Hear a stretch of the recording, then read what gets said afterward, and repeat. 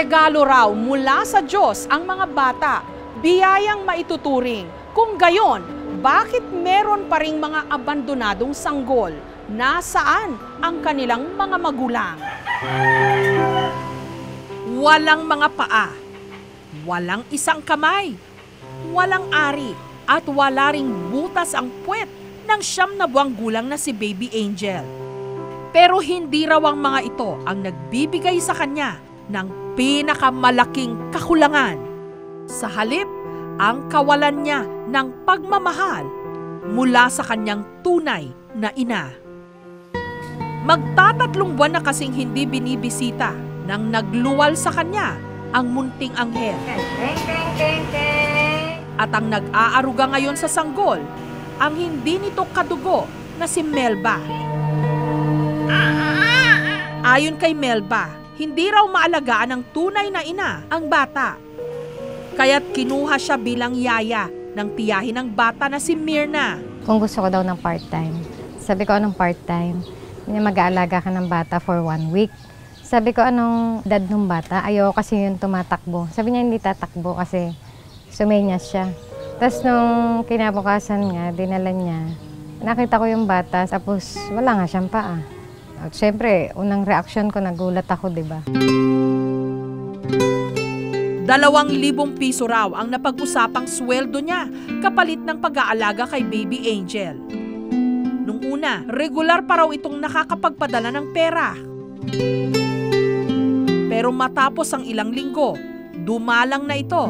At dahil sa text lang niya ito nakakausap, walang magawa si Melba. Pati ang tiyahin ni Baby Angel, hindi na rin daw dumadalaw. Dumadating sa point na talagang halos magkulitan kami ng buong araw. Kasi kahit yung ngayon lang magdamag na to, maisalba natin yung bata. Tapos hanggang sa wala nga din daw siyang mahanapan. Siyempre ako, gagawa na ako ng paraan. Merong mangutang ako, manghingi. Ang 1,000 pisong kinikita ni Melba mula sa pananahi, pinagkakasya niya para sa sarili niyang anak at kay Baby Angel. Pero dahil kapos sa pera, hindi magawang mapa-opera ni Melba ang butas sa tiyan ng bata. Sino? Halo yung emosyon ko doon sa bata nung paano pag na-opera, pwedeng ito na yung daan para magkahiwalay kami ng bata, di ba? Pero okay na lang din kasi ang focus ko is para sa bata pa rin. Ma-opera siya. Alam ko naman di ko siya pwedeng angkinin na habang buhay, di ba? Basta yung time na nasa akin siya, nasa amin siya ng anak ko. Kahit bata siya, siguro naman naramdaman niya, di ba, na tinuring ko siyang anak. Sinubukan naming kontakin ang tunay na ina ni Baby Angel. Pero base sa text nito, hindi pa raw siya handang humarap sa amin. Sa halip, ang tiyahin nitong si Myrna ang aming nakausap. Hindi niya talaga nakikita pang matagal na. Hindi nga siya nag-aalaga ng mga anak talaga, hindi siya mahilig mag-alaga. Kaya nagpapaalaga siya, kumuha siya talaga ng katulong kahit na nandiyan siya. Nalaman naming hindi pa pala napapa-check up mula nung napunta kay Melba si Baby Angel. Kaya't minabuti naming ipatingin ito sa doktor. Patient has pneumonia, no madlang naman, no pickup A, the baby will be needing antibiotic.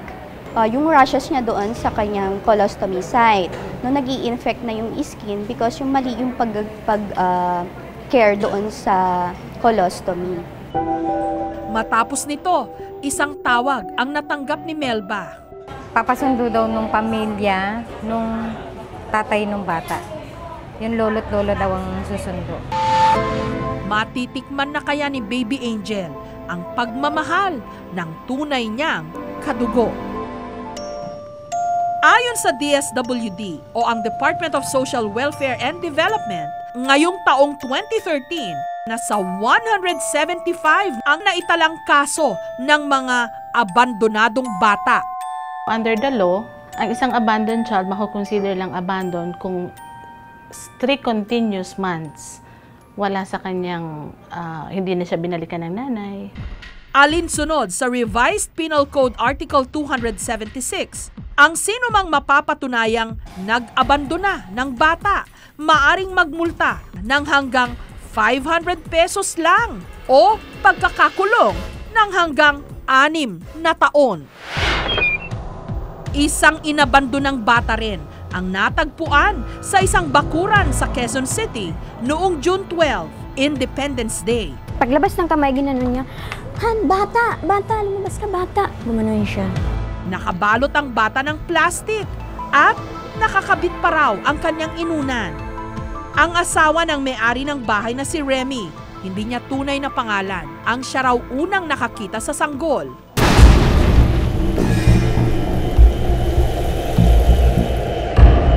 Alas 2 daw yun ng madaling araw. Katatapos lang daw noon ng malakas na ulan.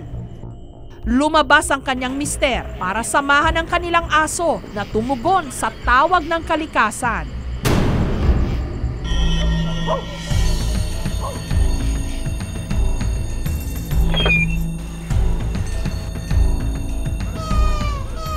So after noon, kung bumalik na siya dito sa bahay, after niya maghugas ng kamay, magsisigarilyo siya.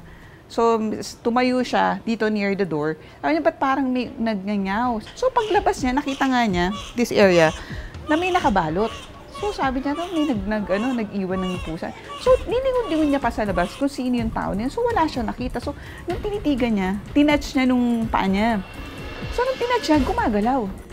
Laking gulat na lang daw ng mister ni Remy na yung nakasupot, isa pa lang, baby. Siguro ayaw rin niya mamatay yung bata, pero wala siyang choice. Siguro planado na rin niya kung paano gagawin niya sa bata. Ayaw din niya mamatay. So naghanap siya ng tao na makakakita agad ng baby. Ang kasambahay naman na si Aling Marivic. May bata! Yan! May nag-iwan ng bata dito! Katatapos lang daw magwalis nung narinig ang kanyang mga kapitbahay. Ano yan? Sabi ko. Bata man ang iniwan. Nung nakita ko talaga mukha. Sabi ko, Diyos ko, Maria, anghel! Sabi ko, anghel yan! Doon dito niya maputla, tapos makikita mo talaga yung dugo. Binuksan ko pa yung nakabalot sa kanya. Nakita ko, mga dugo pa eh. Kung sino ka man, ako, ewan ko lang, pagsisihan mo talaga buong buhay mo yan. Ginawa mo sa loob ng 9 na buwan, dala-dala mo. Tapos parang pusa na lang na i-ano mo na lang. Dito sa Quezon City General Hospital, dinala ang sanggol.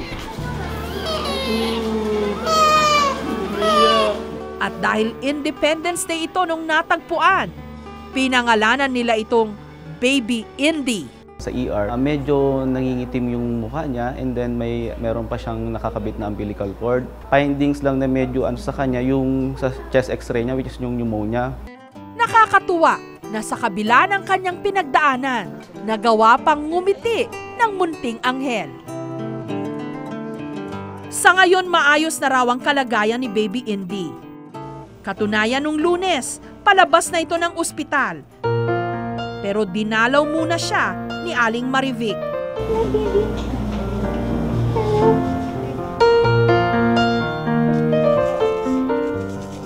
Tuwa lang ako. Tingin ko siya. Kahit sa ngayon lang, dinalaw ko siya. Tumama siya. Sa isang child caring institution daw pansamantalang dadalhin si Baby Indy. Marami na rin daw ang nagpahiwatig na gusto nilang ampunin ang bata. Mabuti na lang at merong mga shelter katulad ng RSCC na kumukupkop sa mga abandonadong bata. Ngayon, aabot na sa 35 mga batang inabandona ang kinakalinga rito. Karamihan sa kanila maaari nang ampunin. Pag may certificate na ang mga bata na sila ay declared abandoned na, hinahanapan na natin, minamatch na natin sa family.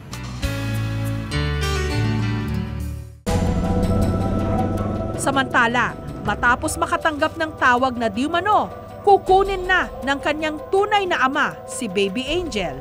Minabuti ni Melba na sa barangay makipagkita para masiguro kung tamang tao ang pagbibigyan niya ng sanggol. Isang social worker din mula sa DSWD ng Bulacan ang aming nilapitan. Mukha kasing may sakit siya, matinding gamutan, wala ka naman din pong nalulostos. Pero matapos ang isang oras ng paghihintay, walang kamag-anak na dumating para kunin si Baby Angel. At dahil lumalalim na noon ang gabi, Minabuti na ng kinatawan ng DSWD na kunin kay Melba ang bata. Ngayon na po iyon. Ngayon na po. Yaan mo na po. Kung gusto niyo po sumama, pwede yun naman yung dalawin doon. Sige na po. Para mas hindi na kayo mas nahirapan. Mas lalong napapamahal sa inyo pong si baby. O, pwede niyo naman pong dalaw-dalawin. Opo. Hindi ka naman ito makakalimutan, ma'am. Hindi ko na kasi na ngayon na agad-agad na.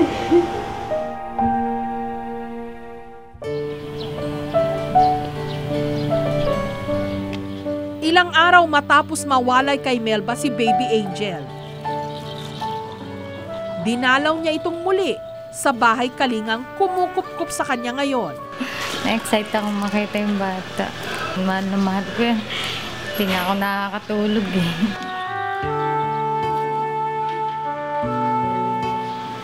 Matama ko tignan. Maaring ito na raw ang huli nilang pagkikita. Masaya ako nakasama kay bata, tapos nakita ko yung lagay niya. Kaya lang siyempre yung sitwasyon niya ngayon, di ba? Parang nakita mo naman, kailangan niya yung talagang yung nanay sa kanya, di ba? Pwede ko lang siya iuwi.